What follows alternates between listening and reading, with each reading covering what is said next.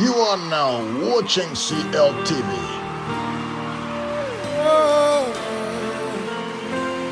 Please like, share, and subscribe.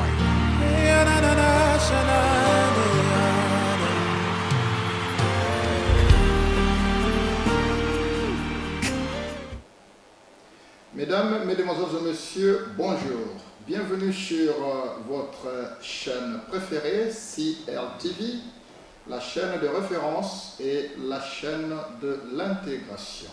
La chaîne qui vous aide à pouvoir être formé et aussi à vous former. La chaîne qui vous apporte les informations venant des professionnels. Aujourd'hui, nous avons le réel plaisir de recevoir sur ce plateau un couple merveilleux, Monsieur Junior Sumpi et son épouse, Madame Fallon Sumpi. Nous allons aujourd'hui, cette émission d'aujourd'hui va s'articuler sur un thème très important, le sickle cell disease, donc la drépanocytose en français. Alors, Monsieur Junior, bonjour. Bonjour, Pasteur Clay. Je voudrais que vous puissiez vous présenter auprès de nos téléspectateurs. Je m'appelle Junior Sumpi, je suis spécialiste biomedical scientist. Je travaille pour NHS for over 10 years et je travaille pour le private sector as well. Et ma spécialité, c'est biochemistry. Et en ce moment, je suis là pour essayer d'expliquer quelques aspects de cette condition que le pasteur vient d'expliquer, qui s'appelle sickle cell disease ou la drépanocytose en français. Je m'excuse auprès de mes téléspectateurs parce que nous allons essayer de naviguer entre le français et l'anglais parce qu'il y a certains mots-clés que je pourrais utiliser qui seront je pourrais facilement expliquer en anglais, mais je ferai de mon mieux pour expliquer aussi en français. Merci, Monsieur Junior, d'être venu. Madame Marie Fallon, est-ce que vous pouvez vous présenter auprès de nos téléspectateurs? Je m'appelle Marie Fallon Sumpi. Je suis infirmière assistante. Je travaille dans NHS, plus spécialiste in hematology and oncology for about 8 years.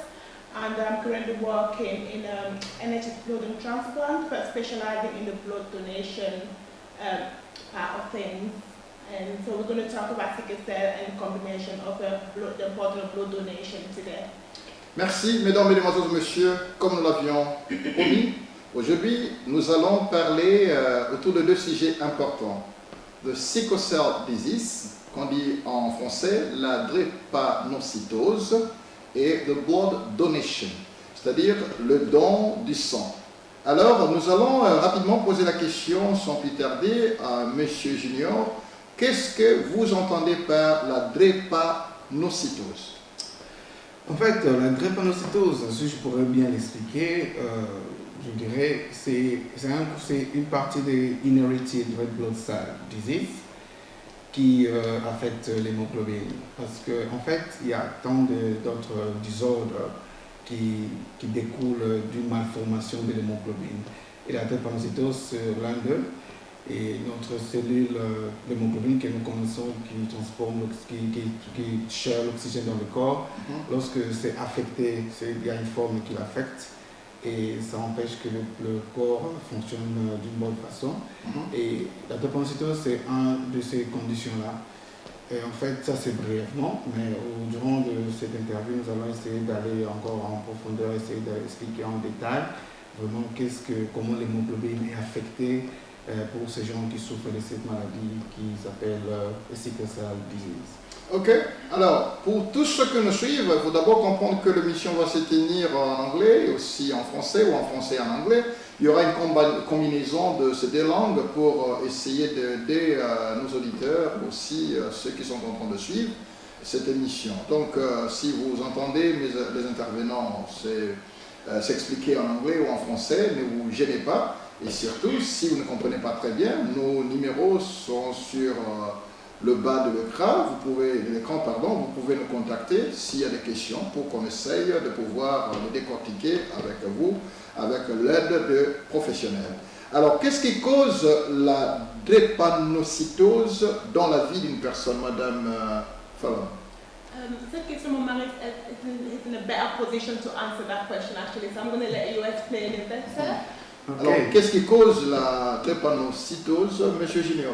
Bon, la drépanocytose, comme je l'ai expliqué, c'est une maladie génétique. Quand je dis inherited disease, ça veut dire que tu prends la maladie venant De tes parents, oui, oui. Donc, et cette maladie provient d'une mutation qui se passe dans les gènes qu'on appelle globin gene. Ok. Dans les globin gene, lorsqu'il y a une mutation, et cette mutation affecte la forme de l'hémoglobine. Donc l'hémoglobine, comme nous savons, je crois pour ceux-là qui regardent un peu certaines émissions de santé, l'hémoglobine a une forme là, une forme comme un donut, c'est comme une forme de disque. Ok.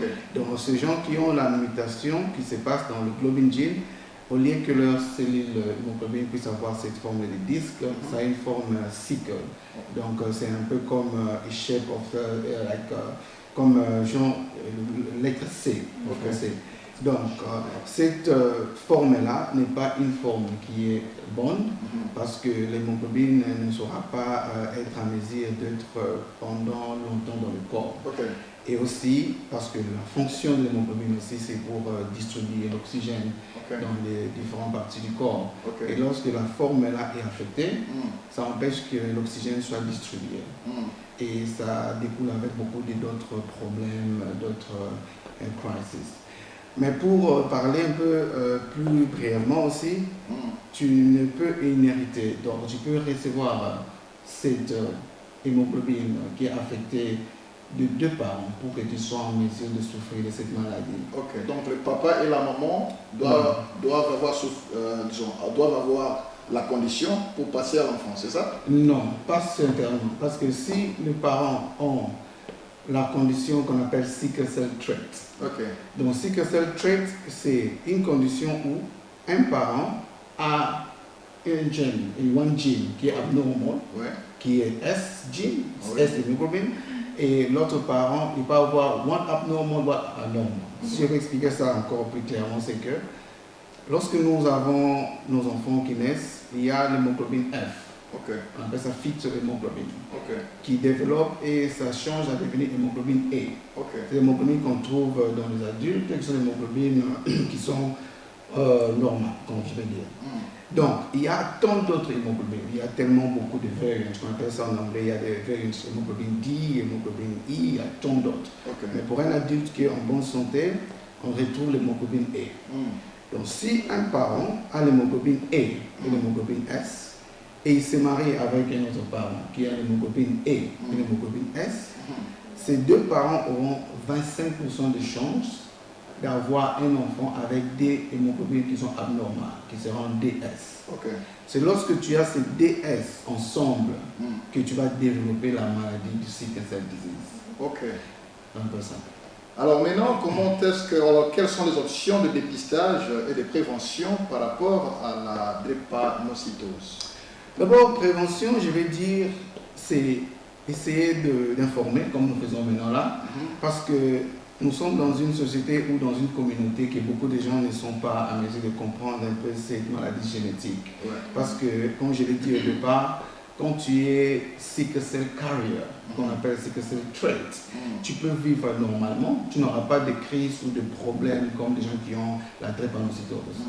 Mais le problème est que lorsque tu te maries avec une personne qui est aussi sickle cell carrier, qu'on appelle sickle cell trait, vous deux, vous aurez une chance, 25% de chance d'avoir un enfant qui aura complètement une maladie sickle cell.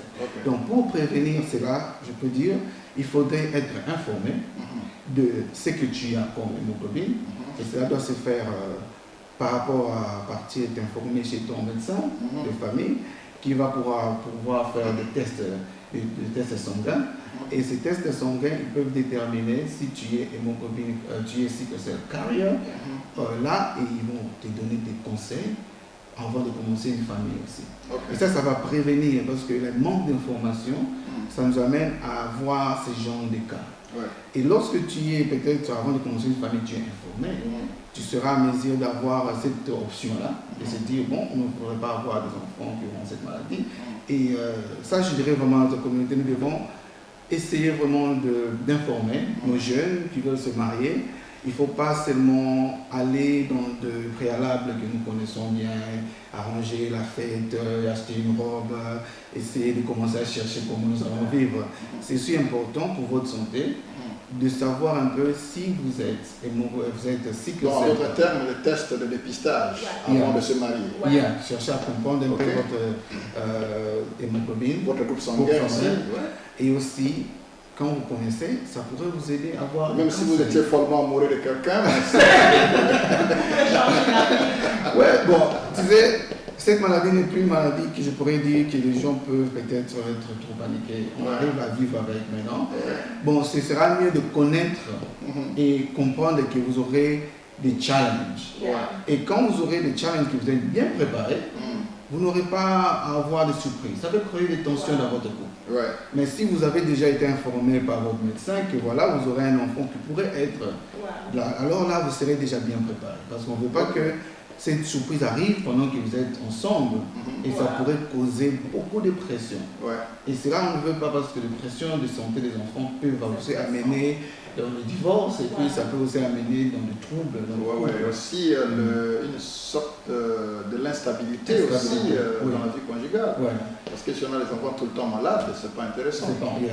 Et puis aussi, pour juste ajouter ce que mon mari a dit, when you mentioned about the 25% chance, okay, and it's actually 25% with each pregnancy. So Okay. it's not just a one-off. So if you have 4 children, you could have 4 children affected with sickle cell. Am I right there? Yeah, that's right. So le 25% n'est pas dit que quand tu as un enfant qui a eu ça, donc tu n'auras plus.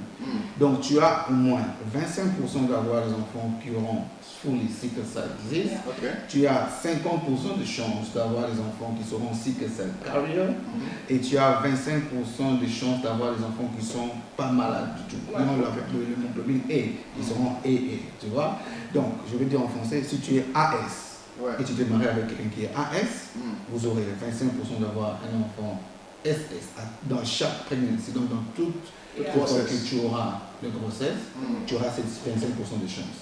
Et tu auras aussi 50% de chances d'avoir les enfants qui seront comme toi, si que c'est carrière, et tu auras aussi 25% de chances d'avoir les enfants qui ne seront pas malades, ils seront absolument bien. Donc cela, ça ne sera pas comme si tu as une fille ou un garçon, ça ne dépend même pas de sexe, et ça sera à chaque grossesse. Donc, si nous parlons de la drépanocytose, en Yeah. d'autres termes, c'est le SS dans SS. nos milieux Francophone. francophones, Ouais, n'est-ce pas? ouais. Beaucoup de gens parlent de SS. Il y a des enfants SS. Ouais. N'est-ce C'est bien pas? connu, ouais. Un peu de maladie, des enfants maladifs à tout Ouais, moment, ouais. ce qui est très dangereux. Ouais. Et maintenant, quelles sont les options de traitement si jamais quelqu'un avait cette condition? En fait, d'abord, quand je parlais la première partie, je parlais de la prévention. La prévention, La prévention, c'est chercher de comprendre que c'est une maladie qui affecte plus Black and Caribbean origin. Pourquoi? Parce qu'en fait, c'est intéressant parce que, en fait, comme... Pourquoi toujours le noir et les gens des Caraïbes? Pourquoi? Bon, ce que je vais dire, c'est qu'il y a eu des recherches qui se sont faites pour faire comprendre que notre corps s'adapte à l'environnement où nous vivons. Ouais. Donc, c'est intéressant pour que les gens apprennent. Si tu es AS, tu es moins chanceux pour avoir la malaria. Les gens qui sont AS n'arrivent pas à être affectés par la malaria. Ok. Donc, tellement que notre corps s'adapte dans nos environnements, comme je dis, ceux qui connaissent la théorie de Darwin, qui vont comprendre Charles Darwin. Charles Darwin, Ouais. qui expliquait que à chaque fois que tu mets un organisme dans un environnement, l'organisme s'adapte. Ouais. Ça s'adapte pour résister à certaines choses et Ouais. aussi pour essayer de s'adapter à l'environnement. Ouais. Donc tellement que la malaria affecte plus ces pays-là, qui sont plus dans les zones tropicaux comme Caribbean, Africaine, Ouais. ça fait que notre corps a développé cette mutation-là Ouais. d'avoir cette hémoglobine S. Ok. Et cette hémoglobine S-là va te protéger contre la malaria. Ok. Malheureusement, lorsque tu te maries avec quelqu'un qui a aussi AS, maintenant, ça découle maintenant de l'hémoglobine SS, Ouais. qui amène que l'enfant sera maintenant malade. Malade, ouais. Donc pour ceux qui sont AS, ils sont protégés contre la maladie et puis ils vivent une vie normale. Mais le fait que quand tu te maries, et tu deviens maintenant à mesure d'avoir un enfant ASS. Donc c'est juste une question de ce qu'on appelle, ce que la théorie de Darwin a expliqué, comment notre corps s'adapte et l'habitation a été développée. Ça, ils ont des recherches qui ont été faites, qui ont prouvé que pourquoi. Ce n'est pas une malchance, ce n'est pas une malédiction de Dieu, c'est juste que, c'est pas la sorcellerie d'autrement, c'est juste que notre environnement. La malaria n'est pas une maladie qui est vécue dans des pays comme ici en Angleterre et tout ça. C'est une maladie qui affecte plus de pays africains, pays tropicaux et tout. Ce qui fait que nous avons eu cette mutation de notre système génétique et nous avons connu, ils amènent maintenant cette maladie de la drépanocytose. Vraiment. Ça, c'est vraiment intéressant. Et alors, si jamais quelqu'un avait cette condition, quelles sont les options disponibles pour le traitement? Est-ce que ça se traite, ça se soigne, ou si vous en avez, on ne peut pas être soigné? Bon, en fait, ce que j'ai remarqué, c'est qu'il y a beaucoup de cas que nous avons vus en Afrique, par exemple, où cette maladie, c'est comme si c'est death sentence, quoi. Des gens qui ont ça, et souvent on étudie avec des amis qui ont envoyé SS, on savait qu'ils vont peut-être pas finir l'école primaire, d'autres même mourir avant qu'ils deviennent adultes. C'est juste que cette maladie, si nous comprenons comment réduire les complications par rapport à ça, tu peux vivre une vie normale pendant un temps. Les traitements, en fait, que nous avons maintenant, là, qui est valable maintenant, c'est juste le traitement on appelle ça bone marrow transplant. En français, on appelle ça la moelle osseuse, quand on va remplacer cela. Bon, ce traitement est juste, c'est un traitement qui sera vraiment bien et il y a beaucoup de succès lorsque ça s'est fait pendant que l'enfant est encore jeune. Parce qu'en fait, pour remplacer les bone marrow, c'est vraiment, ça demande beaucoup de matching. Il faut qu'il y ait beaucoup de concordance avec la personne qui donne ça. Il faut vraiment avoir cette chance-là d'avoir un really tight matching. Tellement que ça peut causer beaucoup de complications. On n'arrive pas toujours à le faire quand tu es adulte. Donc lorsque tu deviens adulte, tu dois soit continuer à consulter ton médecin et essayer de voir des options pour essayer de réduire les complications qui en découlent. Et la science nous amène aussi maintenant à avoir une autre option qu'on appelle gene therapy. Donc le gene therapy, c'est aussi une good option qui est maintenant que les gens sont en train de faire dans la thérapie de gènes. C'est juste, ce traitement amène à enlever cette mutation-là. Essayer d'enlever l'ADN qui est avec cette mutation qui amène les globines gènes à être défectés. Et maintenant, on introduit un gène qui est correct. Et on le prendra où pour l'introduire? Pardon, juste parce que tout le système du corps, c'est dans le sang et tout. Et comme tu as l'ADN, ils peuvent essayer d'injecter. Et c'est vraiment compliqué. Là, vraiment, c'est un truc que je dirais aux gens, c'est vraiment spécialisé, à un niveau où il faudrait vraiment consulter un spécialiste qui sera là pour essayer de vous expliquer avec détail tout le procédure. Mais c'est juste l'option qui est aussi available. Gene therapy, c'est aussi bien parce que d'une part, ça a été prouvé que ça marche, mais pour le moment, je dirais que c'est vraiment too early. C'est quelque chose qui est vraiment en train d'être développé. C'est aussi une des options pour les traitements pour les gens qui souffrent de la drépanocytose. Alors, prenons quelqu'un qui nous suit maintenant là.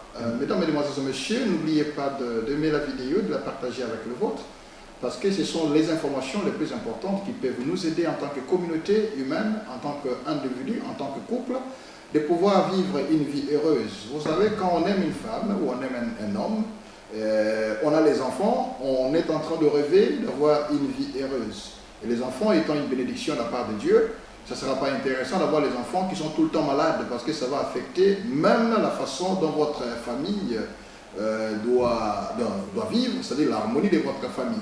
Alors, cela étant, je vous demande, mesdames, mesdemoiselles et messieurs, vous tous qui nous suivez, de pouvoir bien vouloir partager cette vidéo et aussi de souscrire pour que vous ayez toutes les fois que nous avons les informations, que vous puissiez, que vous ayez, pardon, comme je disais, les informations des professionnels tels que CLTV est en train de vous les proposer.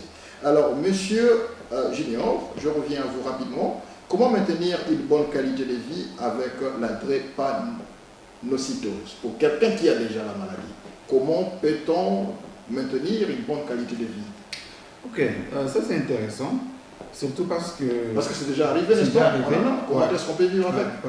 C'est intéressant, parce que là, je voudrais vraiment essayer d'ajouter un peu que les gens qui ont la drépanocytose, ils souffrent de beaucoup de crises. Ok. Et ces crises-là sont des crises qui découlent du fait que le corps n'arrive pas à avoir enough oxygène. Ok. Et aussi le fait que notre hémoglobine n'arrive pas à être là durant longtemps. Parce qu'il faut le dire clairement, je vais dire aux gens, quand vous avez defective hémoglobine qui est S, l'hémoglobine là ne dure que 10 à 20 jours. Ok. Alors que quand tu as l'hémoglobine A, qui est l'hémoglobine normale, ça dure de 80 à 120 jours. Ok. Déjà, vous devez comprendre déjà avec ça que la personne qui a le sickle cell, il aura toujours peut-être des crises d'anémie, il aura des ça anémiques à plusieurs reprises. Et aussi, il aura ce qu'on appelle le jaundice. Et souvent, ça se remarque chez les enfants. Tu vas voir avec les enfants qui ont des yeux jaunâtres. Ouais. Ce qui fait que lorsque l'hémoglobine est détruit, ça release ce qu'on appelle bilirubin.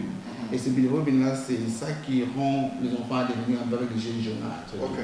Et tellement qu'il y a ces crises, il y a des douleurs aussi. Et les douleurs-là sont le fait que quand un enfant des clots qui arrivent à le fait que le sang ne circule pas bien. Ouais. Et lorsque le sang ne circule pas bien, ça amène certaines parties de ton corps à souffrir de manque d'oxygène et il y aura des douleurs. Et ces douleurs-là, à quel niveau? ça peut venir dans n'importe quel niveau dans ton corps. Ok. Et ça ne prévient même pas. Cela tu ne sauras même pas, des fois tu peux avoir ces douleurs-là arriver à n'importe quel moment. Just like everywhere in the body, all over your body. Ce que je voudrais dire, pour bien vivre avec cela, il faudrait d'abord être à mesure d'être informé. Il faut vraiment te documenter. Ce que nous parlons maintenant, je croirais que nous sommes en Europe, beaucoup de gens pourraient bien avoir des informations sur Internet, sur leur médecin. Il faut être éduqué.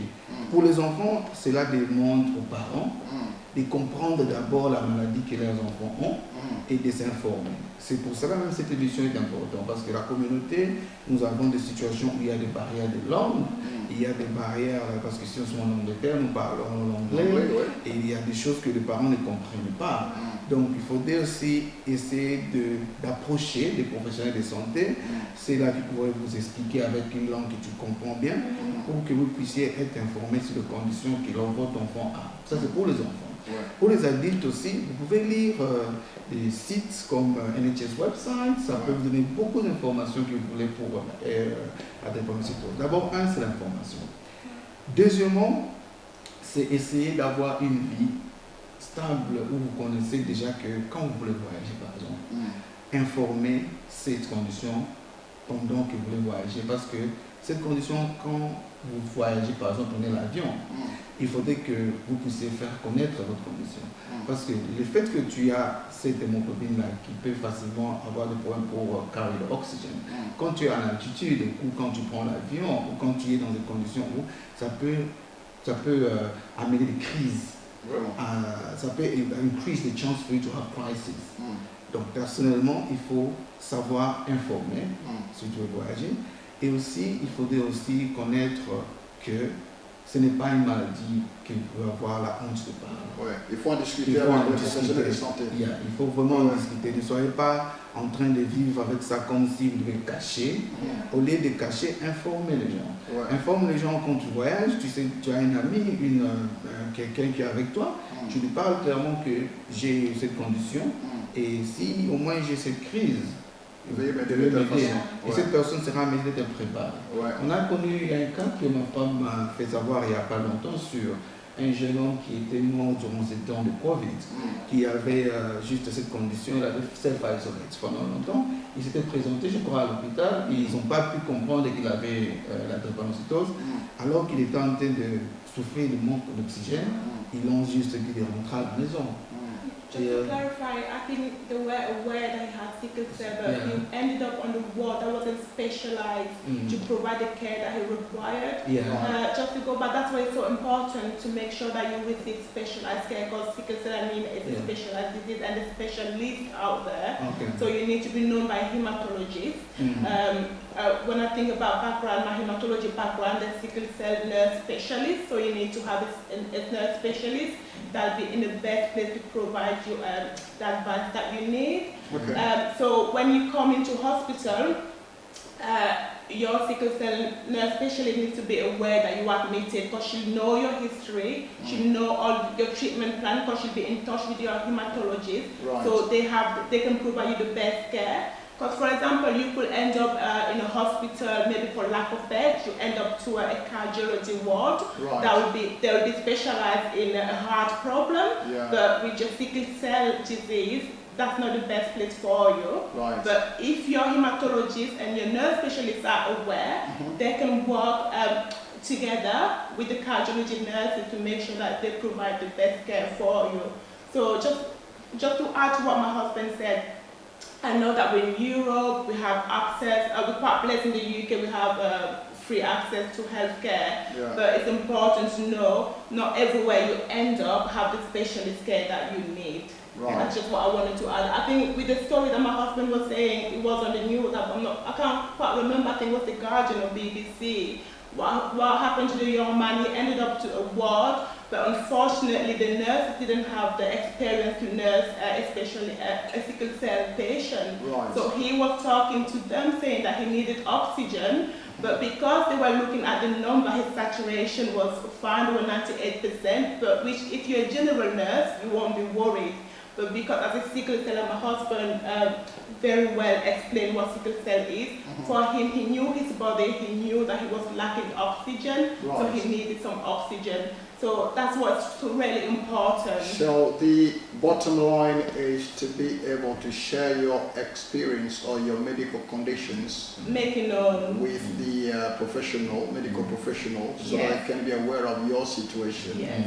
prior to attempting any kind of treatment. Yeah, make Right, so- sure that if you go to a ward, you let them know of if you have a nurse specialist. If you Yeah. haven't got a nurse specialist, make sure that you get one, but you should really, especially if you're in the UK, Right. you should have a nurse specialist because you'll be known by a hematologist who will link you to your nurse specialist. Right.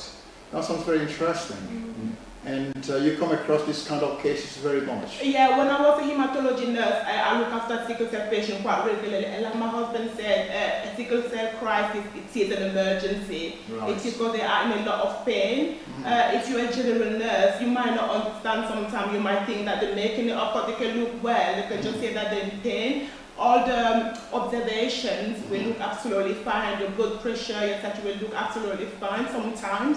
But it's important to listen to the patient. Right. That's when your specialist, like I said, when I was a hematologist, we had sickle cell patients quite frequently, but they were quite blessed to be on a hematology ward because we had a specialist experience there to care for them. Right, that sounds very interesting. I think we're going to ask the guy to give us one music, and then in the meantime, we're going to be right back. Stay tuned. You are watching CLTV. Okay, we've just received a phone call from someone who's calling from outside the studio who was very much touched by this show, and she wants to talk to the professionals. There you go. Hi, lovely. Hiya. Hi, What's your name, sorry? Mara. Hi, nice to meet you, Mara. Hi. My question is, obviously the sickle cell has, it's impacting a lot of people, but I don't think many people have awareness of it.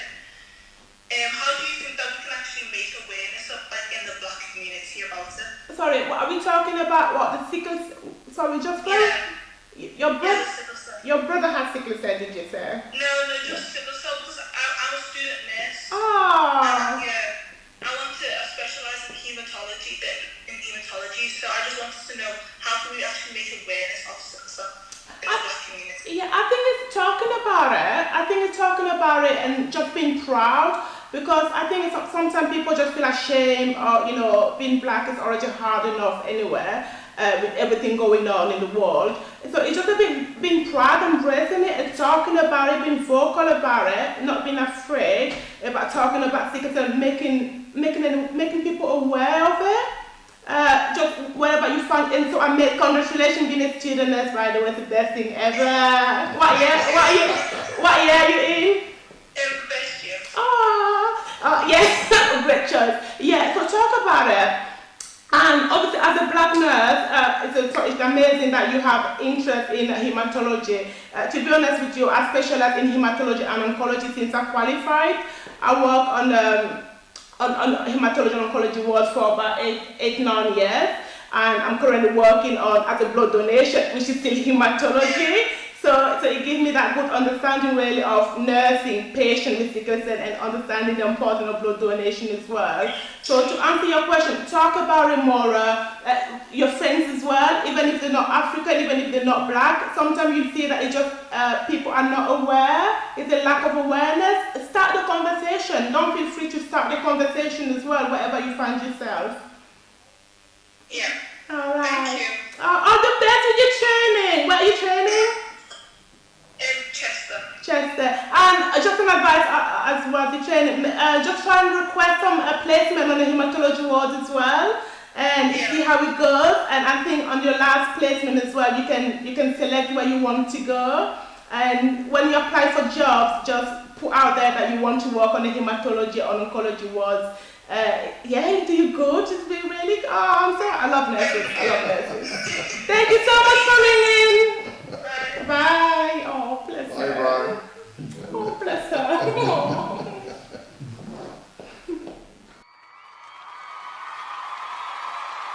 You are now watching CLTV.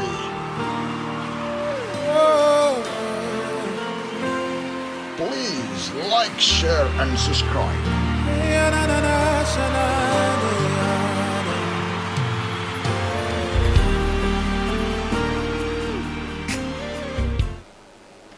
Ladies and gentlemen, welcome to CLTV. We are right back. We have been discussing sickle cell disease with Junior and Marie Fallon, and now we are just going to move to the next topic, which is blood donation. And you know, it's very, very interesting to know that blood donation is very important if we want to keep people living longer, and especially we need to know that we are in a life where we need to share some responsibilities, and sometimes we don't just need to be receiving, but we will also need to be giving as well. This is part of the life we are living. So today we are again back with Junior and Fallon. So we're going to discuss the second topic, which is blood donation.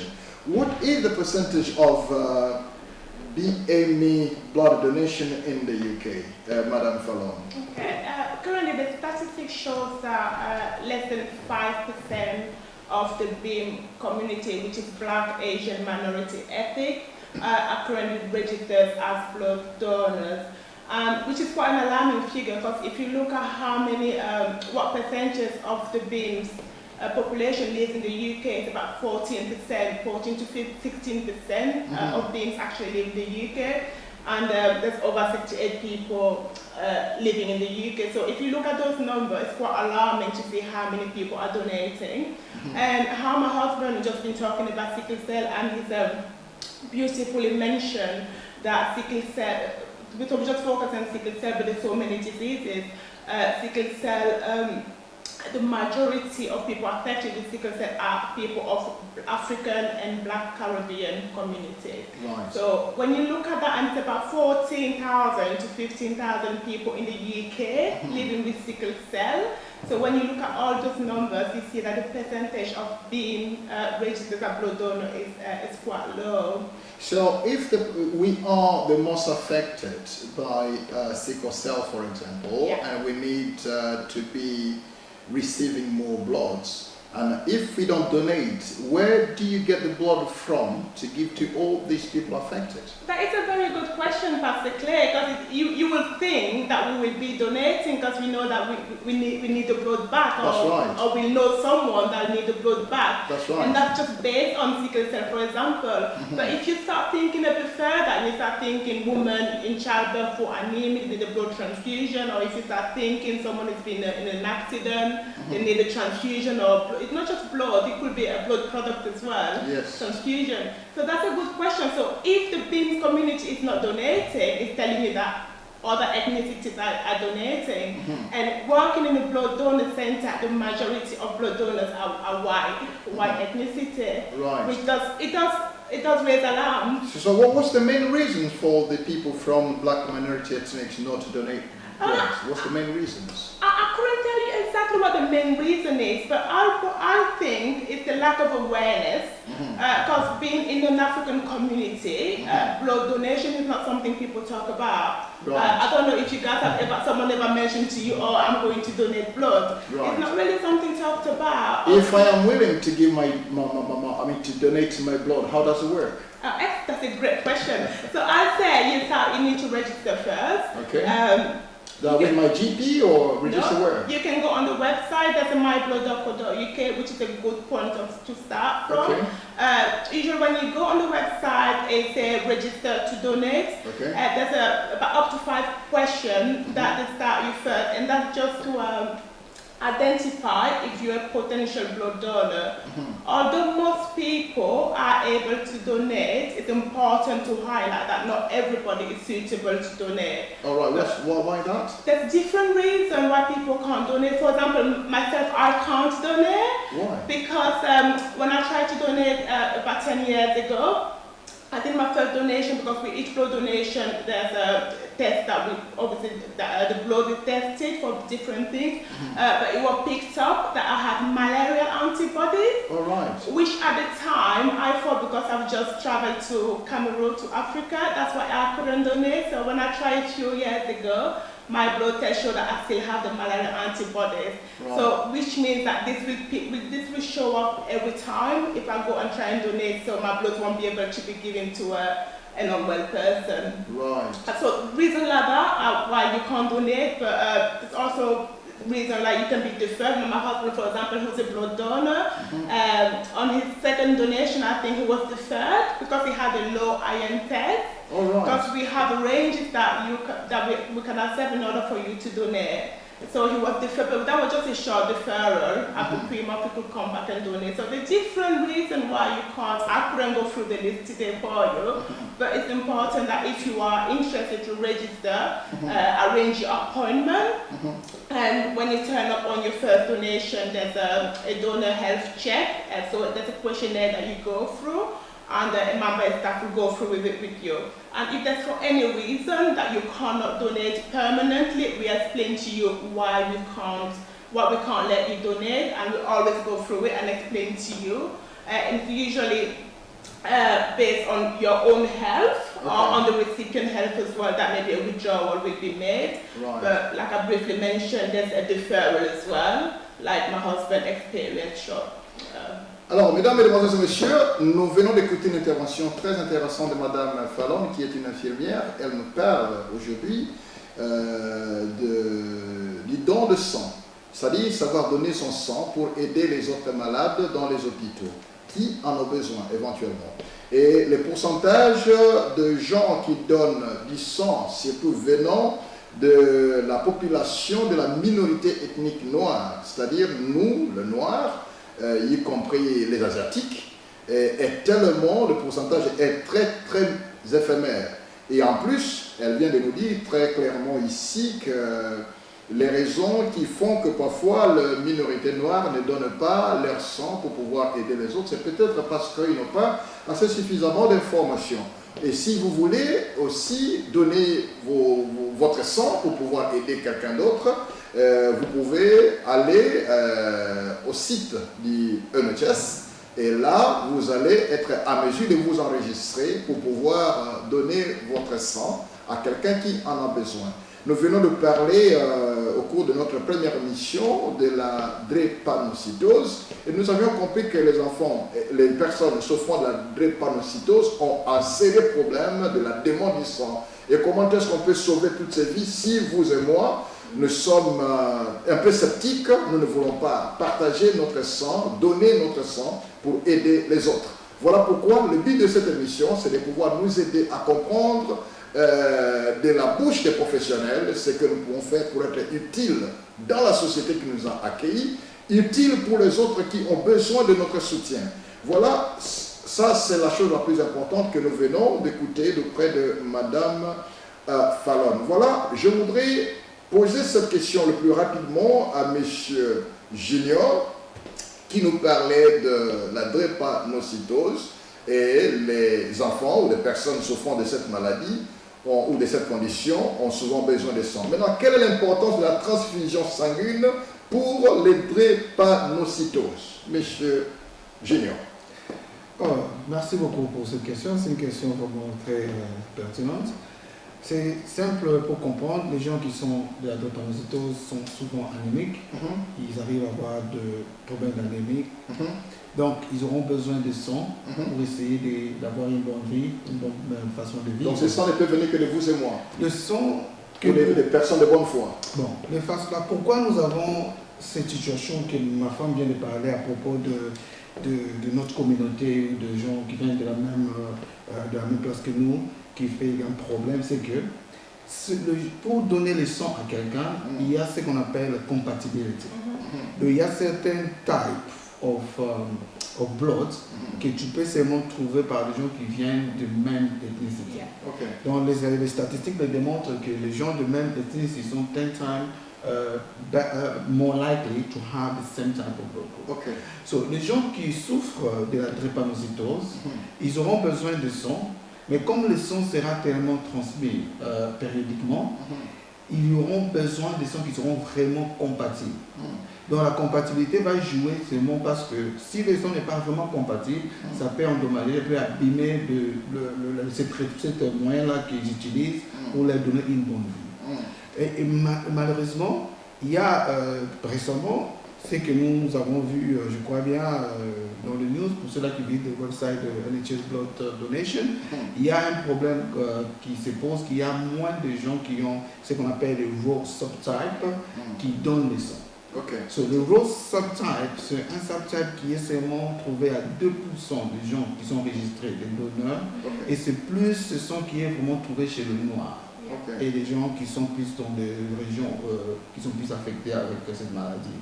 Donc, ils sont vraiment en train de demander que les Noirs et les Africains puissent venir vraiment pour donner. Parce que si vous donnez avec cette raw subtype, ça sera more likely to be compatible avec certaines personnes qui souffrent de la drépanocytose. Parce que la transfusion de sang les aide à avoir une bonne vie et ça les amène à avoir une vie normale parce que, en fait, le sang porte l'oxygène. Quand on te transfuse de sang, ça donne encore plus de chances de ne pas avoir de crise.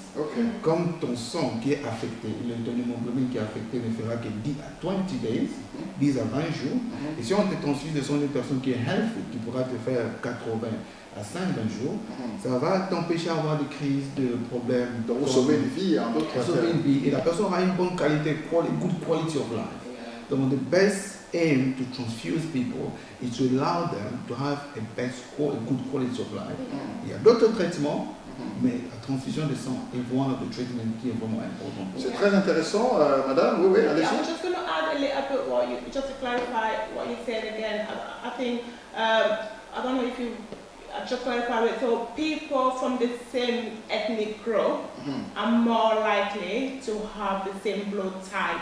I don't know if that is clear. And when we go back to sickle cell anemia and black donors, as my husband mentioned about the raw subtype, which is critical in the transfusion of sickle cell anemia. As black African and black Caribbean, we are 10 times more likely to have the raw subtype. So that's why the importance of having beams, a blood donor comes in. I just wanted to clarify that. I think there's a good addition. Just C'est highlight intéressant. it. Donc, nous qui sommes de la minorité noire, ethnique noire, nous pouvons mieux aider les nôtres lorsque nous donnons du sang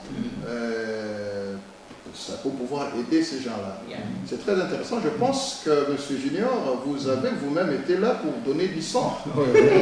Si la régie peut nous balancer l'élément de M. Junior qui est en train de donner du sang. Blood donation by Mr. Junior Sumpi. La régie.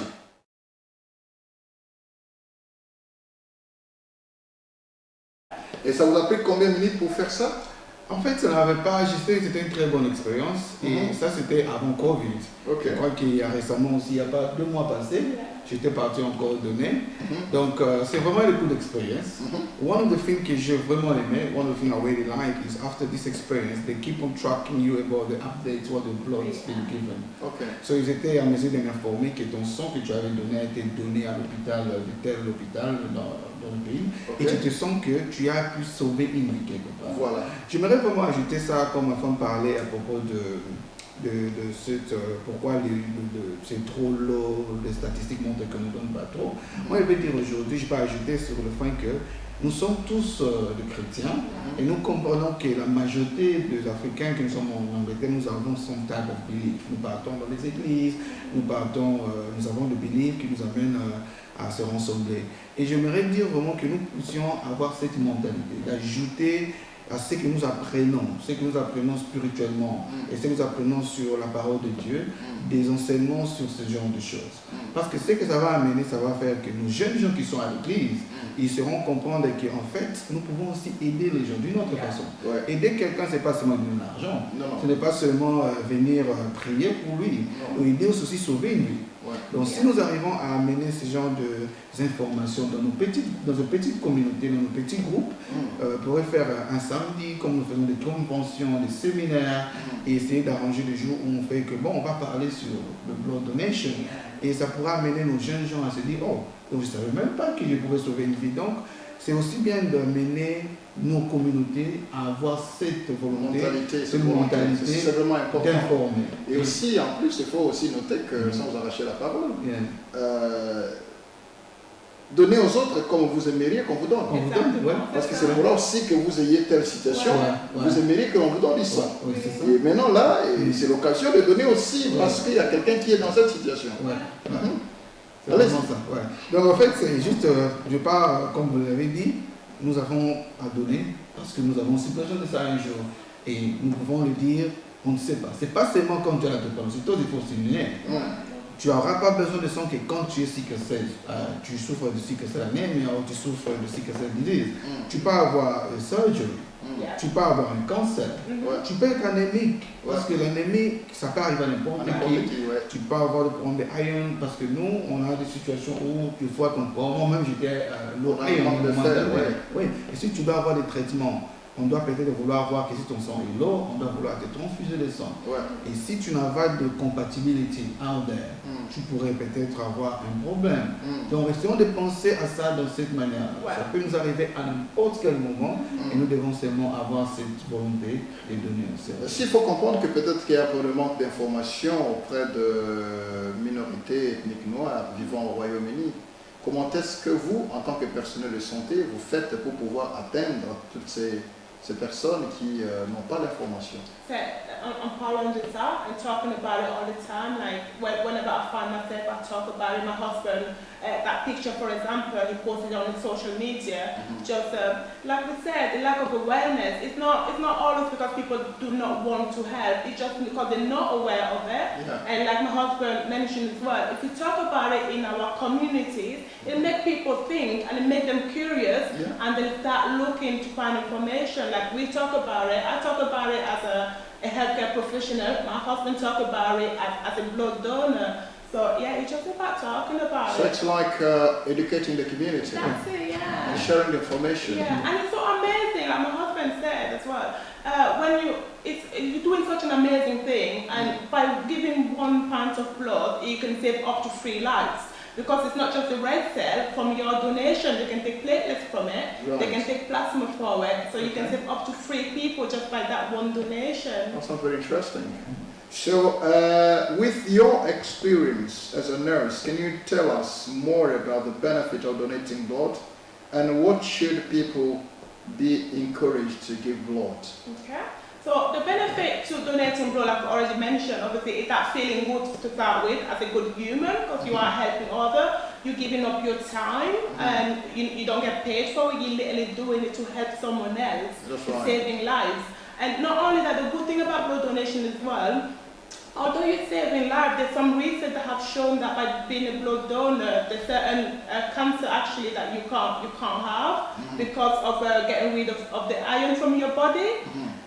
So also as well, when you come and donate, because like I mentioned, we go through a health screening, we can pick up some illness from it, or we can put you in the right direction, maybe by deferring you. We can advise you to go maybe to your GP for further investigation, which could lead to other diagnoses, which you wouldn't have picked up if you didn't decide to come and try and donate blood.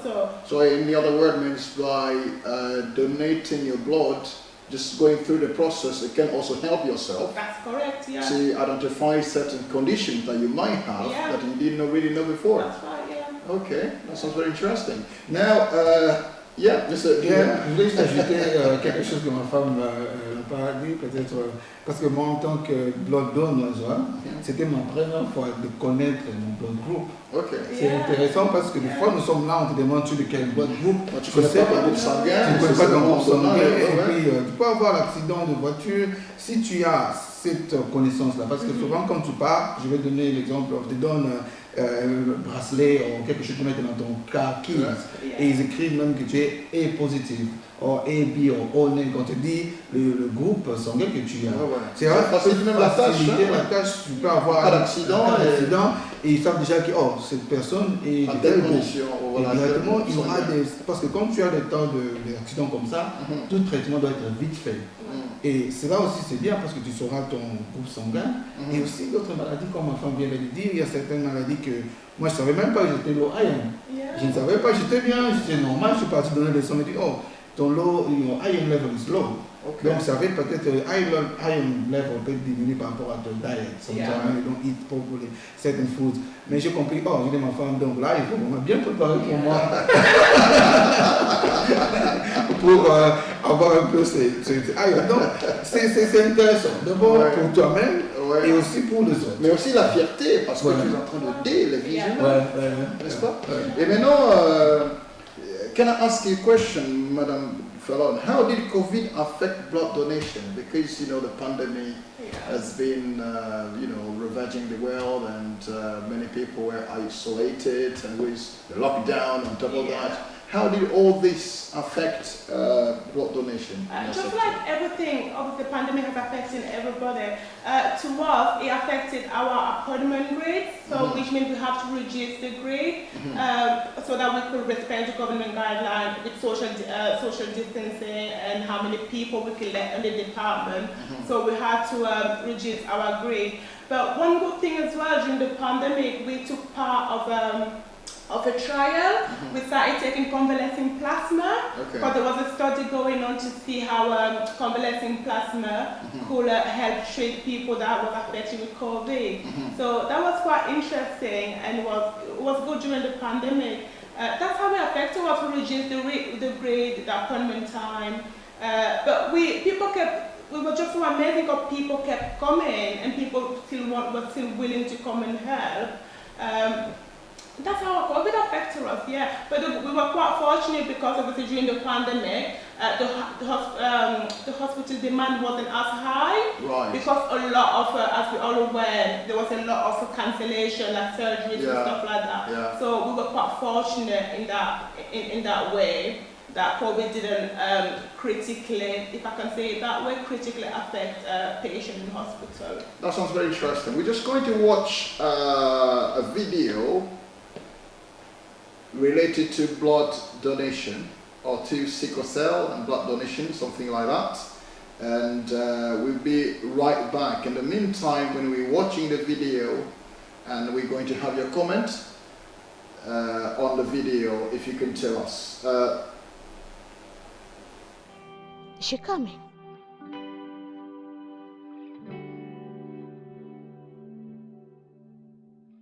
My name is Salome Milan, and I have sickle cell disease. It's a disorder that affects your red cells.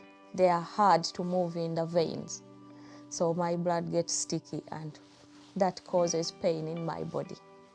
So we resorted to blood exchange, and it's helped me live.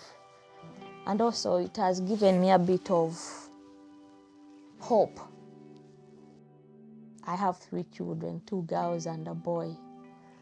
It's like blood exchange has bought me time to be with them. It doesn't sink in that there's someone out there taking their time to donate this blood. But today, I found someone actually who has donated to me. I feel very sort of lucky to have been able to meet somebody, and somebody who would have sort of also wanted to have meet me as well, and to see how my blood donations are making a difference in her life. Is she coming? Oh. Hello. Rosanna. Yes, I am. Okay. Nice to meet you. How are you doing? I'm good. How are you? I'm Be fine. asking you. My children made you a card. Oh God! Thank you, cards to you. They even know you already. Thank you from the bottom of my heart. Without your blood and the blood of others like you, my wife would never have survived to see children grow. I can't thank you enough. And I thank everyone who really donates, because they are the reason, you are the reason we are living. People from the black background have that rare blood that some of us survive on. Unfortunately, I don't know many black donors. Maybe they don't know that black donors can also, carry the RO subtype, which can help people with sickle cell. Just go out and do it. I mean, what have you got to lose? It's not actually hard. So if you're thinking about it, please do. 3, 2, 1, donate! Blood. Plaisir d'avoir suivi cette vidéo avec beaucoup d'émotion de quelqu'un qui était presque sur le point de mourir, mais une étrangère qui lui donne de son sang. Après le lui avoir donné, la dame retrouve la vie. Comment pouvez-vous vous imaginer que vous avez du sang que vous n'utilisez que pour vous et que ce sang peut faire de la différence dans la vie de quelqu'un d'autre? Je vous invite, mesdames, mesdemoiselles et messieurs, à suivre cette émission avec beaucoup de sérieux et à comprendre que nous devons être une bénédiction pour quelqu'un d'autre. Cette femme que vous venez de voir, une mère de 3 enfants, est dans une situation critique, sans le sang de la dame que nous avions vu entrer pour l'embrasser, et cette maman de 3 enfants devrait peut-être mourir. Et nous pouvons sauver des vies humaines. Et en suivant cette vidéo, en tout cas, ça nous a laissé avec beaucoup d'émotion. Et je crois que vous pouvez aussi, vous, marquer la vie de quelqu'un. Marquer la vie de quelqu'un en utilisant le sang que Dieu vous a donné gratuitement pour pouvoir aussi donner gratuitement afin d'aider les vies humaines. Monsieur Junior, je voudrais revenir à vous pour pouvoir vous poser la question. Quelle est la joie que vous aviez éprouvée, vous, après avoir donné du sang et que l'on vous apprenne que le sang que vous aussi vous avez donné a aidé quelqu'un dans sa vie qui était presque sur le point de mourir? Quel était le sentiment que vous aviez? Vraiment, j'ai été rempli de joie, honnêtement, parce qu'en tant que chrétien, nous avons cette mission d'être compassionate. La compassion. La compassion. Donc, la compassion, c'est quelque chose que tout chrétien doit avoir. Tu donnes sans recevoir de retour. Ce que nous faisons, c'est ton temps que tu prends pour réserver le rendez-vous. Tu peux avoir peut-être demandé day off from work. Les jours que tu pouvais aller travailler, tu pouvais peut-être earn something, mais tu as dit je prends ce jour pour aller donner le sang. Et la plupart aussi d'employeurs, quand vous leur dites que vous ils voulez faire ça pour donner du sang, et ils donnent du sang. Ils ont vraiment cette flexibilité. Quand vous dites que j'ai un rendez-vous pour donner, ils disent ok, tu me dis quand ce sera le jour, je te laisserai partir. Et c'est aussi cette volonté que tu donnes, tu démontres que tu fais quelque chose sans attendre de retour quelque chose. Et cela vraiment m'avait rempli de joie. Et en fait aussi, c'est comme je vous ai dit au départ, on vous informe même qu'il y aura, le sang a été donné dans tel hôpital. Et tu te dis, bon, qu'est-ce que je fais avec ça? Et je sais que je serai reçu gratuitement de Dieu. Et je voudrais aussi essayer de prier ça parce que beaucoup de gens croient que le sang de notre corps, ça doit diminuer. Le sang est recyclé. Donc après ça, 120 jours, ton sang est recyclé dans ton spleen. Et tu as des new red cells qui sont... Et puis, tout ça... Donc tu ne perds rien. Tu ne perds rien. Donc, et puis, ils ne peuvent pas te laisser donner le sang s'ils savent que tu as des problèmes de santé.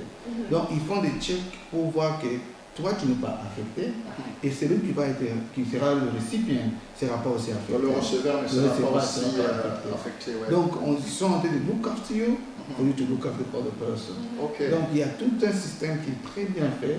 Et personnellement, dès que je l'ai fait, j'ai commencé même à demander, parce qu'après avoir donné, tu auras un temps où on doit te laisser avant de donner encore. On va te dire, bon, tu vas donner après 2-3 mois, et après ça, ils vont t'appeler et tu vas dire quand tu es dispo. Et tu peux être toute ta vie en train de donner, il faut donner combien de fois? Tu peux donner autant de fois, mais je crois que je peux passer ça à ma femme parce qu'elle est bien placée pour parler de ça. So as a blood donor, you can give from the age of 6-17 to before your 66th birthday. As a first-time donor, you can. But once you register, you can donate. There's no age limit as long as you're feeling your fit and you're still passing the health screening. There's no age limit as a blood donor, but you have to be from 17 years old for your first donation. Ça c'est très intéressant, Madame Fallon. Et maintenant, s'il faut revenir à la vidéo que nous venons de suivre tout de suite là, les deux dames n'étaient pas de la même ethnie. Et qu'est-ce qui a fait qu'il y ait compatibilité du sang?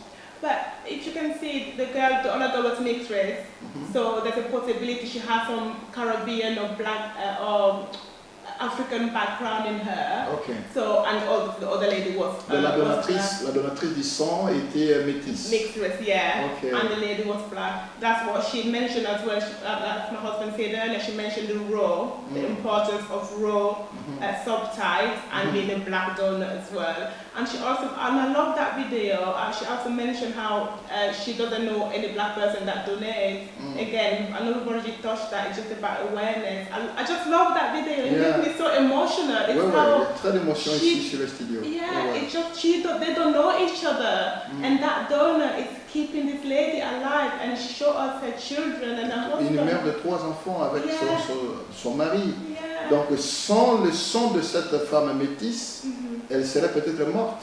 Yeah. Et les enfants vont rester orphelins, les filles vont rester orphelines, le fils orphelin, et le monsieur va rester veuf, sans femme. Un petit geste qui peut sauver aussi des vies humaines. Exactement. Un grand prix. Oui, c'est ça, je donnais ton temps libre, et tu peux sauver la cassette.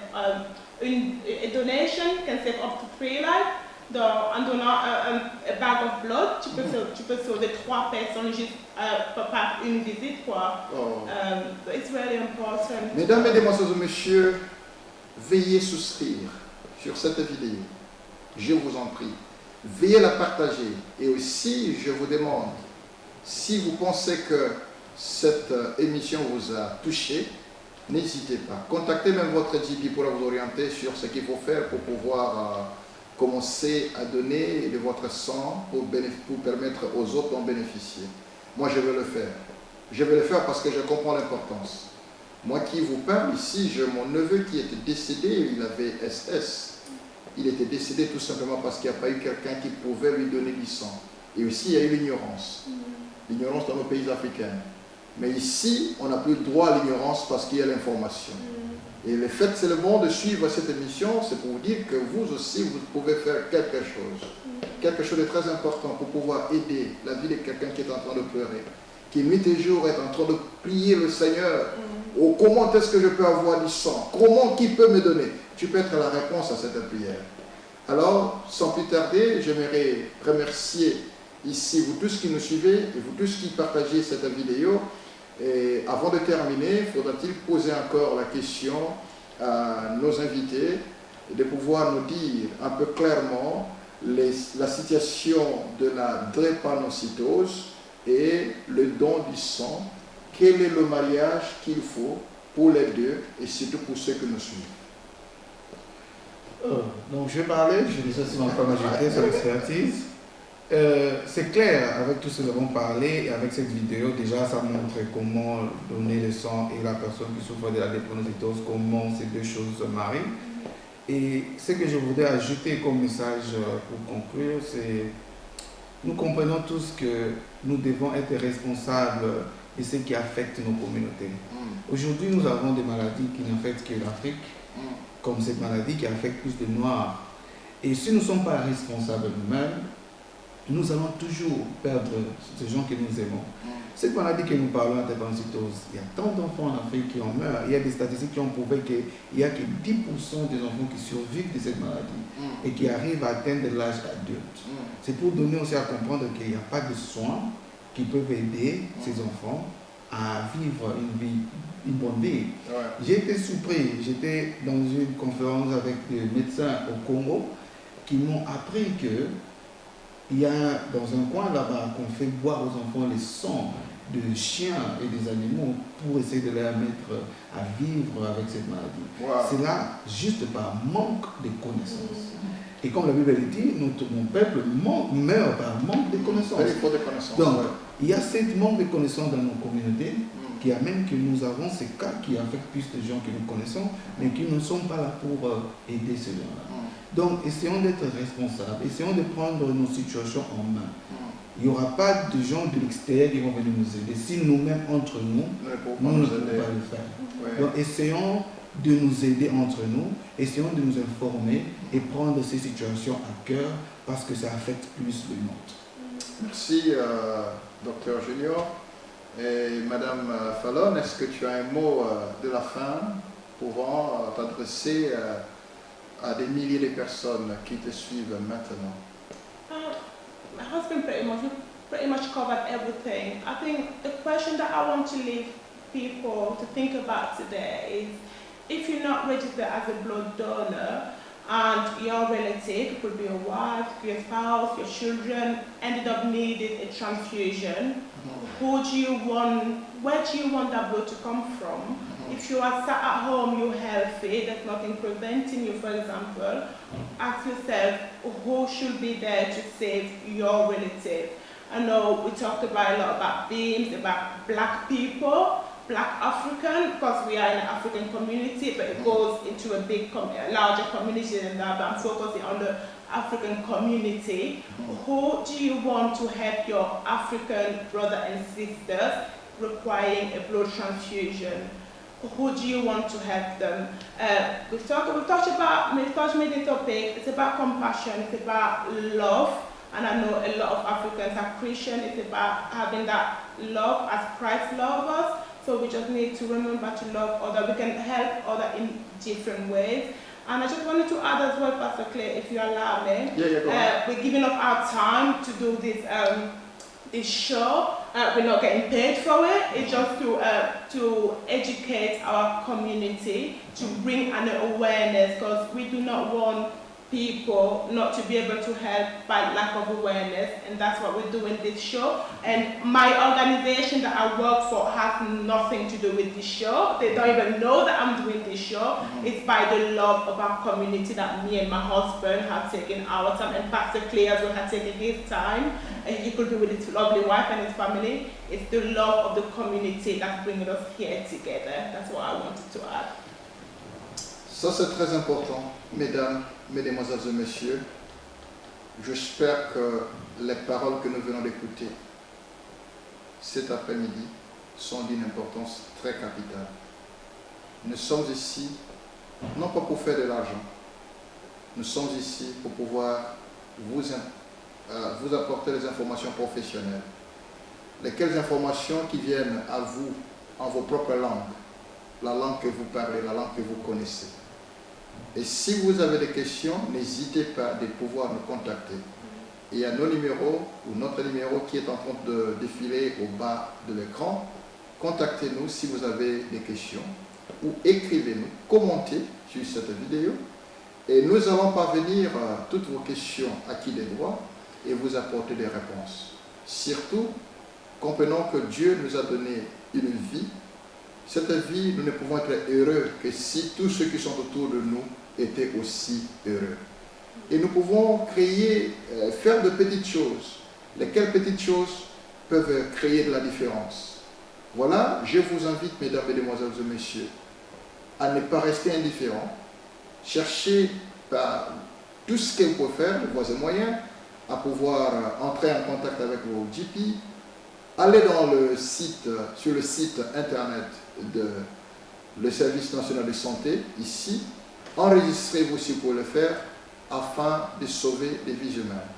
Et nous aimerions aussi marteler là-dessus pour dire que, écoutez, les soins que nous donnons, on ne le donne pas qu'à de drépanocytose. Vous aussi, vous pouvez avoir besoin du sang. Nous roulons tous à bord de voiture. Il peut y avoir un accident routier. Et on fait l'hémorragie, on a besoin du sang. Et c'est le sang que quelqu'un donne qui pourra vous aider. C'est comme si vous pouvez aussi avoir cette volonté de donner de votre sang. Ça pourra aussi aider les autres. En tout cas, le temps pour nous de pouvoir remercier Monsieur et Madame Junior Sumpi d'être venus ici cet après-midi, partager avec la communauté africaine votre expertise et que Dieu vous bénisse. Au revoir. Bye bye. Please like, share, and subscribe.